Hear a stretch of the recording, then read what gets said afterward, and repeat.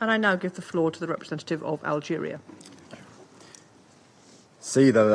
Madam President, at the outset, allow me to thank you for organizing this meeting.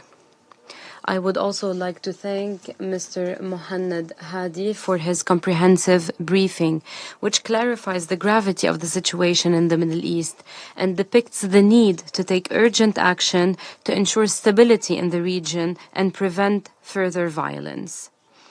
The Middle East today is at a crossroads.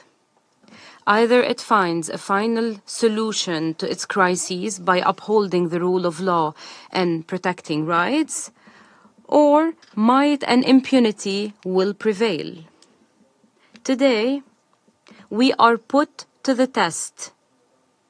Our collective work and the current international order are put to the test before the horrors of the systemic violations of human rights and international humanitarian law in the occupied Palestinian territories, especially in Gaza. The international community cannot remain unable to find a solution that would protect the dignity of Palestinians and save their lives.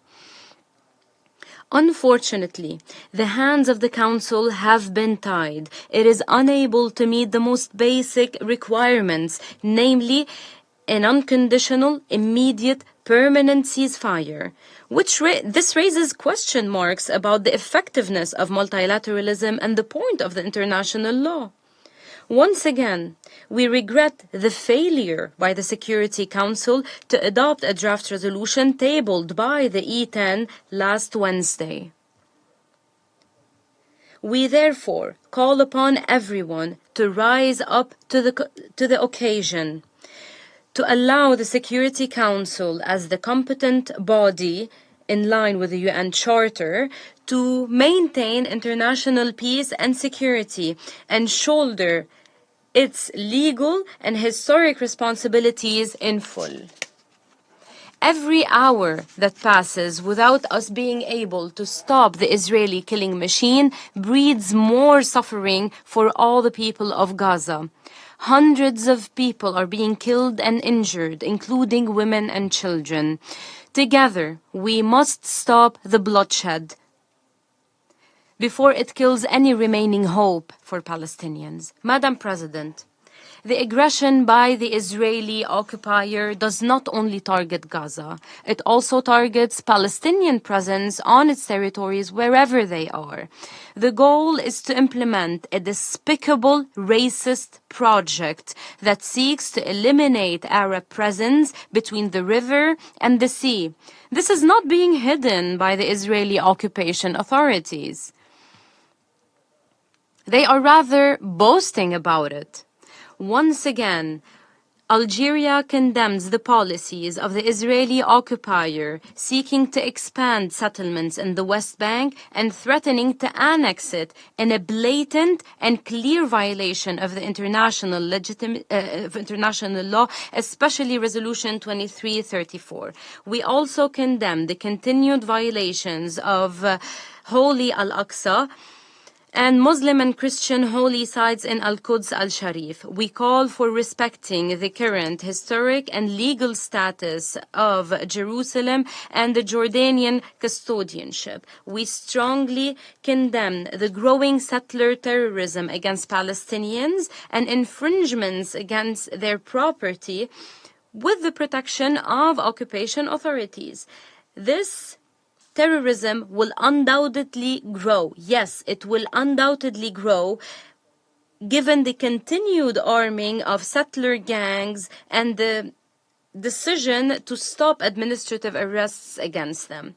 These acts need to be condemned. They need to be sanctioned. The Security Council must impose deterrent sanctions to ensure the implementation of its resolutions, specifically because its credibility is at stake today.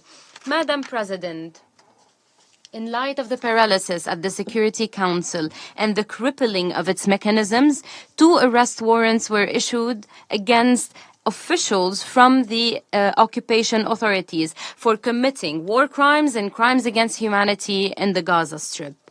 This move gives hope to Palestinians and free people around the world.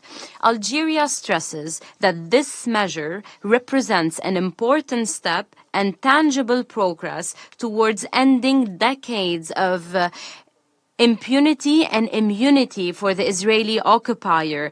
They were not being held accountable while they continued to commit their crimes against the Palestinians, the states, and the peoples of the region. We stress the need for the international community, specifically the states party to the ICC, to implement this decision.